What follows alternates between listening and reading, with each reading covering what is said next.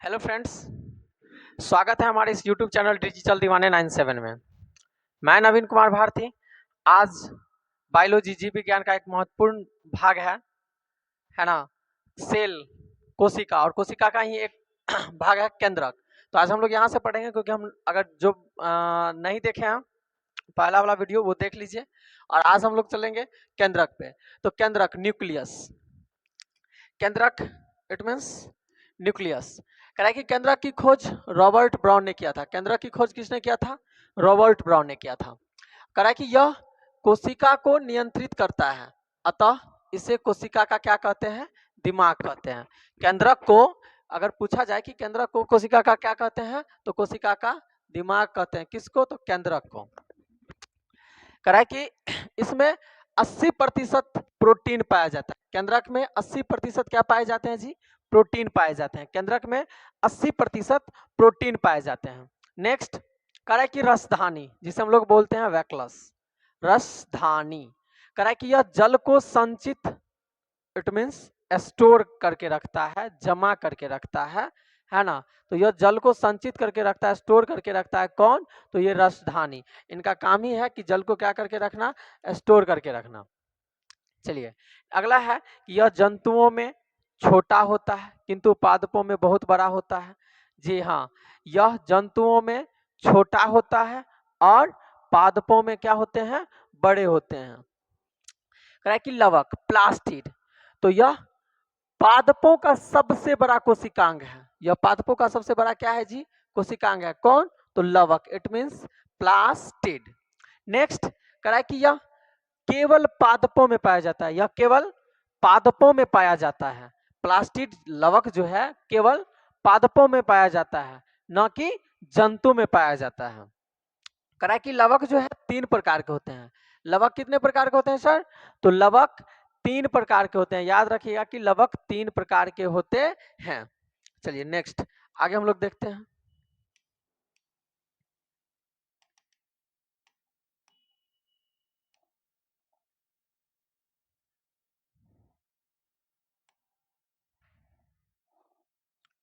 लवक, plastid, अभी ही पढ़े हम लोग कि लवक जो है कितने प्रकार के होते हैं? 3 प्रकार के होते हैं। कितने प्रकार के होते हैं? 3 प्रकार के होते हैं। लवक 3 प्रकार के होते हैं। पहला क्लोरोप्लास्ट, पहला याद रखिएगा, पहला क्लोरोप्लास्ट, जिसे हम लोग बोलते हैं हरित लवक। क्लोरोप्लास्ट, हरित लवक। ल्यूकोप्लास्ट सेकंड है। दूसरा है ल्यूकोप्लास्ट, जिसे हम लोग बोलते हैं अवर्णित लवक। ल्यूकोप्लास्ट अवर्णित लवक। और तीसरा है एंड लास्ट क्रोमोप्लास्ट। क्रोमोप्लास्ट, जिसे हम लोग बोलते हैं वर्णित लवक।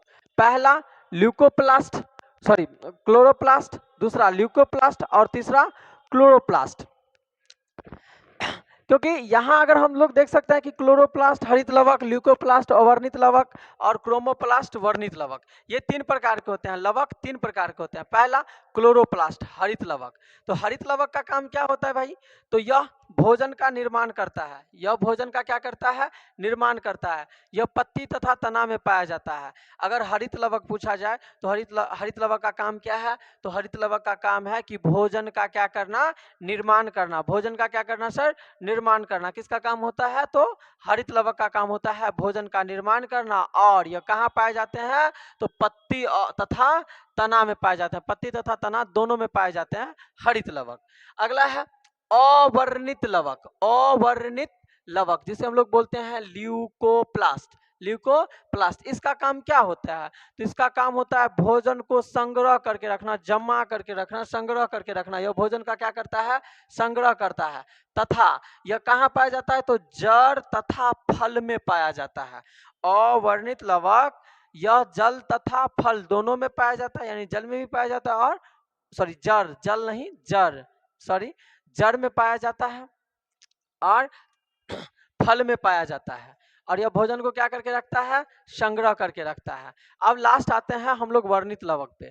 क्रोमोप्लास्ट, वर्णित लवक क्रोमोप्लास्ट, वर्णित लवक सर क्रोमोप्लास्ट। करा कि अब इनका काम क्या है, कार्य क्या है? तो यह रंग प्रदान करता है। वर्णित लवक जो है, क्रोमोप्लास्ट जो है, इनका काम होता है कि रंग प्रदान करना। जैसे कि टमाटर और मिर्च। तो टमाटर और मिर्च जो है लाल क्यों दिखता है? तो वो लाइकोपेज के कारण, लाइकोपेज के कारण टमाटर और मिर्च क्या दिखते हैं? तो लाल दिखते हैं। हम लोग जो देखते हैं ना कि ये वो लाल टमाटर जो है लाल होते हैं, मिर्च लाल होते हैं। जी सर, वो किसके कारण? तो वो लाइकोपेज के कारण। याद रखिएगा, वो किसके कारण होते हैं? लाइकोपेज के कारण। चलिए नेक्स्ट अगला देखते हैं हम लोग। गाजर, यहां आप देख रहे होंगे कि गाजर, गाजर का काम क्या है? तो गाजर, तो अब गाजर भी हम लोग को लाल दिखता है, लेकिन गाजर लाल क्यों दिखता है? लाल लाल सॉरी, गाजर जो है ये लाल क्यों दिखता है? तो लाल, अगर ये गाजर लाल दिखता है तो ये कारण है कि कैरोटीन के कारण गाजर क्या दिखते हैं? तो लाल दिखते हैं। कैरोटीन के कारण गाजर क्या दिखते हैं? लाल दिखते हैं। चलिए अगला है फलों का पीला रंग। फलों का पीला रंग, फलों का पीला रंग, जो फल देखते हैं पक जाता है तो वो पीला पीला दिखने लगता है। क्यों? तो वो जंथोफिल के कारण। वो किसके कारण? जंथोफिल के कारण। अगला है चुकंदर। चुकंदर, चुकंदर जो है लाल लाल दिखता है, लाल धब्बा सा डार्क टाइप में, है ना? वो क्यों? तो वो बीटानिन के कारण। किसके कारण सर? बीटानिन के कारण। चलिए अब हम लोग यहाँ खत्म करते हैं, आगे चलते हैं। अब हम लोग देखते हैं कितना बाकी है आज, क्योंकि इसको आज खत्म करते हैं। अब करा है कोशिका। तो कोशिका कितने प्रकार के होते हैं? कोशिका कितने प्रकार के होते हैं सर? तो कोशिका दो प्रकार के होते हैं। कोशिका कितने प्रकार के होते हैं? दो प्रकार के होते हैं, प्रोकैरियोटिक एंड सेकंड यूकैरियोटिक। करा है प्रोकैरियोटिक, ये अविकसित होते हैं। ये क्या होते हैं सर? अविकसित होते हैं। और यूकैरियोटिक, यूकैरियोटिक ये विकसित होते हैं। चलिए नेक्स्ट देखते हैं हम लोग। यूकैरियोटिक कोशिका दो प्रकार के होते हैं। यूकैरियोटिक कोशिका कितने प्रकार के होते हैं? दो प्रकार के होते हैं, एक पादप और दूसरा जंतु। प्रोकैरियोटिक कोशिका तो अविकसित होते हैं और यूकैरियोटिक कोशिका विकसित होते हैं। तो उसमें यूकैरियोटिक कोशिका दो प्रकार के होते हैं, पहला पादप और दूसरा जंतु। प्रोकैरियोटिक कोशिका, प्रोकैरियोटिक कोशिका तो कह रहा है कि इसमें कोशिका के सभी अंग नहीं पाए जाते हैं। प्रोकैरियोटिक कोशिका में ये अविकसित होते हैं। इट मींस कोशिका के सभी अंग नहीं पाए जाते हैं। सर किसमें? तो प्रोकैरियोटिक कोशिका में। चलिए अगला हम लोग देखते हैं। इन्हें प्रारंभिक कोशिका भी कहते हैं। किसे प्रारंभिक कोशिका कहते हैं? तो प्रोकैरियोटिक कोशिका को, प्रोकैरियोटिक कोशिका को, प्रोकैरियोटिक कोशिका को प्रारंभिक कोशिका कहते हैं। नेक्स्ट करा कि इसमें झिल्ली क्या, करा कि इस कोशिका में झिल्ली कॉमा राइबोसोम, अभी कितने एस? तो 70 एस पाया जाता है तथा शेष अंगों का अभाव देखा जाता है। जी आप समझ रहे होंगे कि प्रोकैरियोटिक कोशिका में कोशिका के सभी अंग नहीं पाए जाते हैं, इन्हें प्रारंभिक कोशिका भी कहते हैं। करा कि अगला कहता है कि प्रोकैरियोटिक कोशिका में कोशिका झिल्ली, राइबोसोम, अब वो भी राइबोसोम कैसा? तो 70s, न कि 80s, 70s पाया जाता है तथा शेष अंगों का अभाव देखा जाता है। तथा शेष अंगों का क्या देखा जाता है सर? तो अभाव देखा जाता है। आप देख सकते हैं। अगला है यूकैरियोटिक कोशिका। अगला है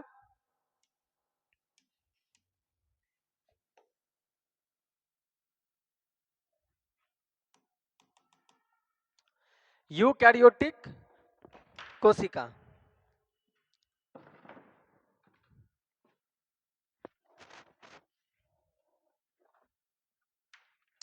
चलिए यूकैरियोटिक कोशिका करा ये पूरी तरह विकसित होती है। यूकैरियोटिक कोशिका पूरी तरह विकसित होती है, प्रोकैरियोटिक कोशिका अविकसित होती है और कोशिका के सभी अंग प्रोकैरियोटिक कोशिका में नहीं पाए जाते हैं। और यूकैरियोटिक कोशिका में, और यूकैरियोटिक कोशिका में, यूकैरियोटिक कोशिका पूरी तरह से क्या होती है? विकसित होती है और इसमें कोशिका के सभी अंग क्या क्या होते हैं? तो पाए जाते हैं, है ना? प्रोकैरियोटिक कोशिका में नहीं पाए जाते हैं। प्रोकैरियोटिक कोशिका में सर नहीं पाए जाते हैं, प्रोकैरियोटिक कोशिका में नहीं पाए जाते हैं, प्रोकैरियोटिक कोशिका में नहीं पाए जाते हैं, लेकिन यूकैरियोटिक कोशिका में पाए जाते हैं, पाए जाते हैं। अच्छा, उसमें 70s और इसमें 80s, इसमें 80s राइबोसोम पाया जाता है। इसमें 80s क्या पाए जाते हैं सर? तो राइबोसोम पाए जाते हैं। चलिए नेक्स्ट हम लोग देखते हैं, कह रहा है कि पादप कोशिकाओं का आकार, 2 मिनट वेट कीजिएगा सर।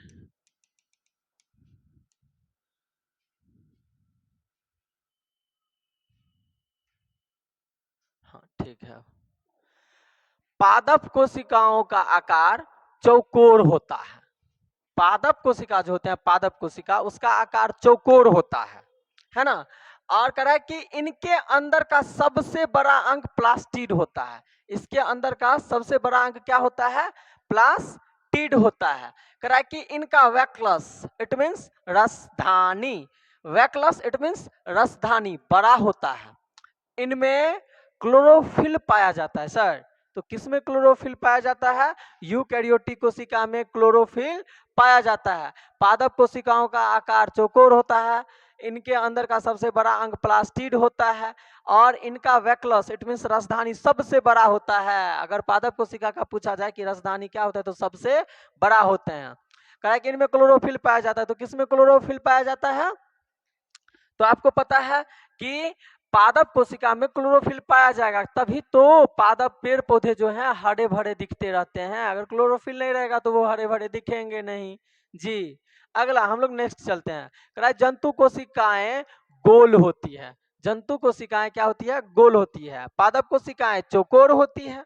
पादप कोशिकाएं चौकोर होती है, और जंतु कोशिकाएं क्या होती है? गोल होती है। करे कि और इनके अंदर का सबसे बड़ा अंग केंद्रक होता है। हाँ याद रखिएगा, इसमें कहा गया है कि अगर पादप कोशिका के अंदर का सबसे बड़ा अंग प्लास्टिड होता है, पादप कोशिका में अगर प्लास्टिड होता है, तो जंतु कोशिका में क्या होते हैं सर? तो केंद्रक होते हैं। याद रखिएगा। नेक्स्ट एक प्रश्न है, एक क्वेश्चन है। कह बिना कोशिका भित्ति वाले कोशिका में क्या नहीं पाया जाता है? कोशिका बिना कोशिका भित्ति वाले कोशिका में क्या नहीं पाया जाता है? पहला lysosome, ER it means endoplasmic reticulum, chlorophyll, mitochondria. आप लोग कमेंट बॉक्स में बताइएगा कि बिना कोशिका भित्ति वाले कोशिका में क्या नहीं पाया जाता है। जिसमें कोशिका भित्ति नहीं रहेंगे उसमें क्या नहीं पाए जाएंगे, बताइए आप लोग कमेंट में जरूर लिखिएगा। लाइसोसोम या फिर ER, ER it means full form, पूरा फुल फॉर्म इसका है इंडोप्लाज्मिक रेटिकुलम। तीसरा है क्लोरोफिल, चौथा है माइटोकॉन्ड्रिया, माइटोकॉन्ड्रिया। चलिए अब हम लोग नेक्स्ट आगे चलते हैं।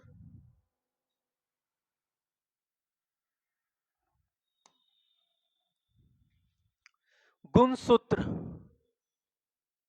गुणसूत्र, क्रोमोसोम। हम लोग हिंदी में गुणसूत्र बोलते हैं और इंग्लिश में हम लोग क्या बोलते हैं? क्रोमोसोम बोलते हैं। हिंदी में गुणसूत्र और इंग्लिश में क्रोमोसोम। कह रहा है कि मानव में अगर गुणसूत्र की बात की जाए तो मानव में कितने जोड़ी गुणसूत्र पाए जाते हैं? तो 23 जोड़ी। और टोटल अगर संख्या में पूछा जाए तो कितने? तो 46 इट मीन्स 46। मानव में 23 जोड़ा या 46 पीस, है ना, 46 क्या पाए जाते हैं? तो गुणसूत्र पाए जाते हैं। किसमें सर? तो मानव में क्या पाए जाते हैं? तो 23 जोड़ा गुणसूत्र पाए जाते हैं। अगला, गुणसूत्र का खोज किसने किया था? तो वाल्डेयर ने किया था। गुणसूत्र का खोज किसने किया था? तो याद रखिएगा, गुणसूत्र का खोज किसने? तो वाल्डेयर ने। गुणसूत्र का खोज किसने? वाल्डेयर ने। ओके नेक्स्ट, कह रहा है कि इसके ऊपरी भाग को सैटेलाइट कहते हैं। गुणसूत्र का जो ऊपरी भाग होते हैं उसको हम लोग क्या बोलते हैं? तो सैटेलाइट बोलते हैं। चलिए नेक्स्ट, कह रहा है इसके मध्य भाग को सेंट्रोमर, इसके मध्य भाग को, बीच वाले भाग को हम लोग सेंट्रोमर कहते हैं। इसके बीच वाले भाग को क्या कहते हैं? सेंट्रोमर कहते हैं। अगला, इसके निचले भाग को टेलोमर, टेलोमर, इसके निचले भाग को टेलोमर, बीच वाले भाग को सेंट्रोमर और ऊपरी भाग को सैटेलाइट। याद रखिएगा, कोशिका के सबसे ऊपरी भाग को सैटेलाइट कहते हैं, कोशिका के सबसे ऊपरी भाग को क्या कहते हैं? सैटेलाइट कहते हैं। और मध्य वाले भाग, इसके मध्य वाले भाग को क्या कहते हैं? सेंट्रोमर कहते हैं। और सबसे निचले भाग को क्या कहते हैं? टेलोमर कहते हैं, टेलोमर कहते हैं। चलिए अगला हम लोग देखते हैं, कह रहा है कि इसके बीच में धागे के समान संरचना पाई जाती है जिसे हम एरन कहते हैं। जी हाँ सर, याद रखिएगा, बहुत इंपॉर्टेंट है, बहुत बार पूछे भी हैं। कह रहा है कि इसके बीच में, किसके बीच में? तो गुणसूत्र के बीच में, याद रखिएगा, किसके बीच में? तो इसके बीच में धागे के समान संरचना पाई जाती है। तो इसका मतलब यह होगा कि ओ ये इस नहीं होगा, ये इस नहीं होगा। यहाँ सर क्या होंगे? तो यहाँ सर होंगे ब्लैक, ओके। यहाँ होंगे गुणसूत्र, क्या होंगे? गुण सूत्र, यहां समझ जाइएगा कि गुणसूत्र लिखा है, ठीक है सर। चलिए नेक्स्ट हम लोग चलते हैं। हाँ चलिए, गुणसूत्र इसके बीच में, तो गुणसूत्र के बीच में, गुणसूत्र के बीच में धागे के समान संरचना पाई जाती है जिसे हम लोग क्या कहते हैं? तो एरन कहते हैं।